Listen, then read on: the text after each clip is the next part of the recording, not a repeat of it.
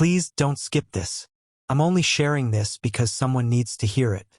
What happened to me in that building, in that silent stairwell, changed me forever. I swear on everything this is true. Just watch till the end.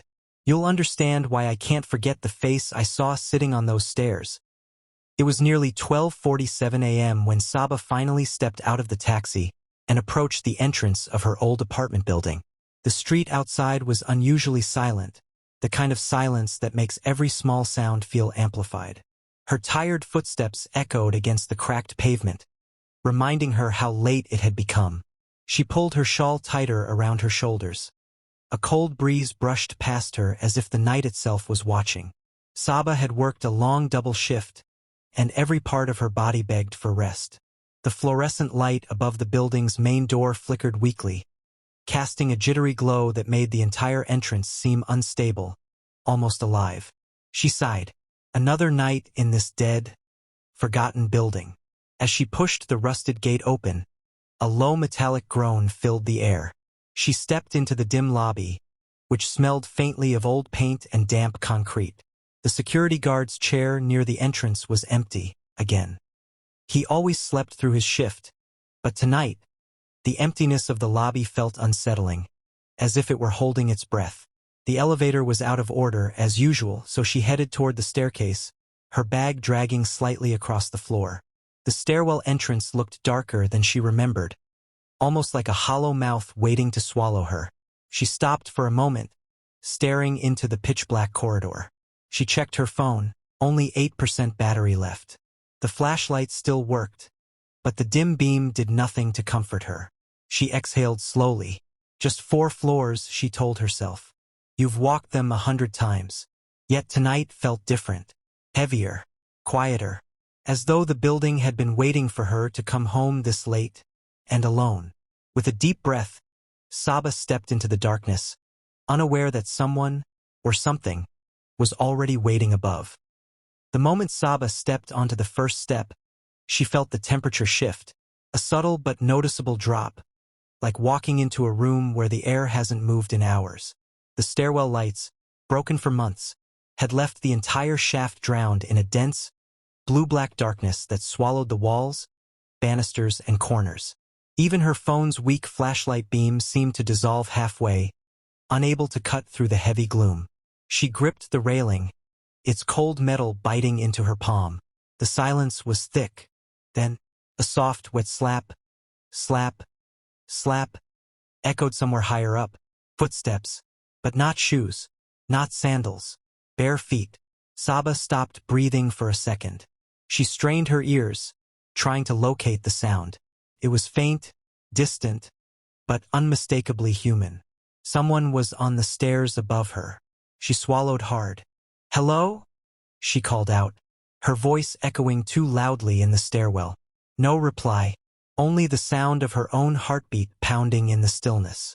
The steps above her creaked, just once, as if someone had shifted their weight slowly, deliberately. Her phone's light flickered. For a moment, Saba considered going back down and waiting for the elevator to magically start working. But it was late. She was exhausted, and she knew the elevator hadn't moved in weeks. Maybe it's just a neighbor, she told herself. Someone walking around barefoot. It happens. But a quiet dread settled under her skin. Something about the rhythm of those footsteps, slow, irregular, dragging, felt wrong, like the person wasn't walking normally. Saba climbed another step, and the air grew colder still. The bare footsteps sounded again, this time a little closer, a little heavier, as though whoever or whatever was moving above had paused and was now listening for her. Saba reached the third-floor landing, her phone's dim light trembling in her hand. The darkness above her felt thicker, heavier, as if each step dragged her deeper into something alive. She lifted the flashlight slightly, letting the beam slide across the next flight of stairs. That's when she saw it. A thin, pale figure sat on the top step of the fourth-floor staircase. At first, it looked like a woman. Long black hair spilling over her face, arms resting lifelessly on her knees. She wasn't moving, not even breathing, or at least Saba couldn't hear anything. The hair wasn't just long. It was so long it pooled on the step beside her like a dark liquid. The woman's back was unnaturally straight. Her head bowed low, chin almost touching her chest. Saba froze. The flashlight flickered again, and for a moment she wished it would just turn off completely so she wouldn't have to see the thing sitting there. "Excuse me. Are you okay?" Saba whispered, barely able to push the words out. The woman twitched. A small, sharp, insect-like jerk of her shoulder, as if someone had pulled a string attached to her spine. Then another twitch, and another, faster, more erratic. The air around Saba turned icy. The woman's head started to rise slowly, strands of hair sliding off her face like something peeling away skin. But instead of lifting her head normally, it tilted first to the right, then too far to the right, then kept turning. Saba's breath left her chest in a small gasp. The woman's face wasn't fully visible, but what she could see did not look human. And now the figure was staring straight at her. The stare felt wrong, empty, hollow, like the woman was looking through Saba rather than at her. Then the neck twisted again, slowly, almost thoughtfully, as if it were testing how far the bones could bend without snapping. The sound that followed was worse than the sight. A soft, wet cracking, like cartilage being pushed past its limits. Saba stumbled backward. The woman's body began to rise, not by pushing herself up with her hands, but by unfolding, vertebrae stretching one by one, as if she hadn't moved for years.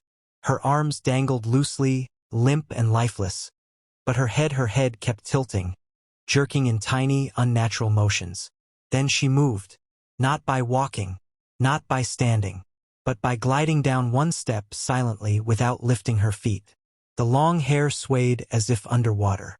Saba's throat tightened. She wanted to scream, to run, but her legs felt cemented to the ground. The woman twitched again, violently this time, like a puppet whose strings were being pulled too hard. Her face shifted slightly into the beam of Saba's phone, revealing a wide, dried smile carved too deep into the cheeks, and eyes that were nothing but milky white circles. Then, without warning, the woman vanished from the step, just gone, like something had swallowed her out of the air.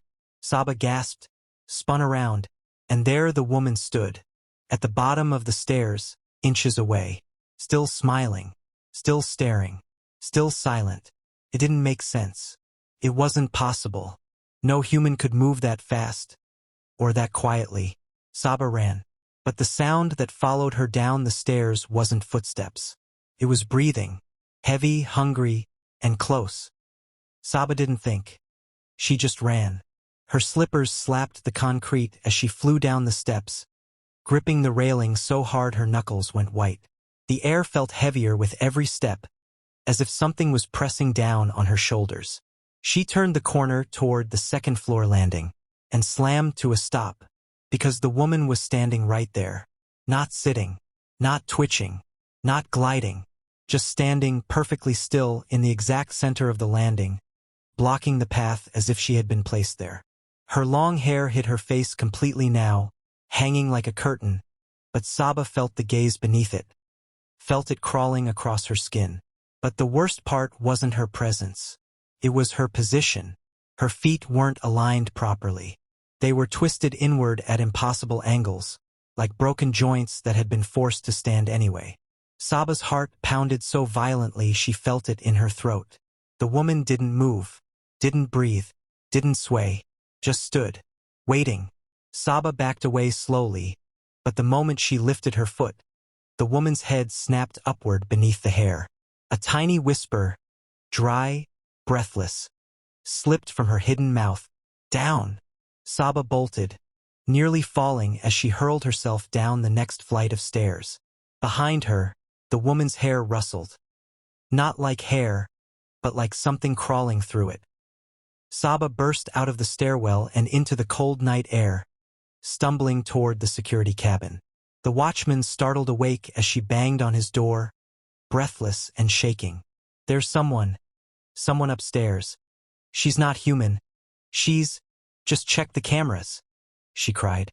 The watchman frowned but pulled up the stairwell feed. The camera view showed the narrow concrete stairs, dim and quiet. "Which floor?" he asked. "Third," 4th. She was right behind me. He rewound the footage. They watched Saba appear in the frame, running at full speed, turning corners as if being chased by a beast. But behind her, nothing. No figure. No movement. No shifting shadows. Just the empty stairwell. You see, he muttered. No one is there. Saba grabbed the screen. I swear to God, I saw her. She was right in front of me. The watchman sighed, glanced at her pale, shaking form, then zoomed in. Still nothing. Except, in the very corner of the screen, for a fraction of a second, something long, thin, and hair-covered dragged across the frame, like a shadow passing too close. Saba's breath stopped, but when they rewound, the shadow wasn't there. Saba refused to sleep in the apartment that night. She went to her cousin's house, trembling each time she closed her eyes.